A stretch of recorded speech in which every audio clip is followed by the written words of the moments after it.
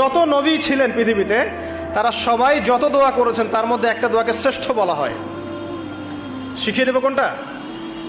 সেটা হলো লা ইলাহা ইল্লাল্লাহ ওয়াহদাহু লা শারীকা লাহ লাহুল মুলক ওয়া লাহুল হামদ ওয়া হুয়া আলা কুল্লি শাইইন কাদির। এই দোয়াটা দিনে যে ব্যক্তি 100 বার পড়বে, দিনে যে ব্যক্তি 100 বার পড়বে, ওই দিন আল্লাহর লিস্টে ওই ব্যক্তি ছাড়া বেশি আমলকারী কেউ হতে পারবে না।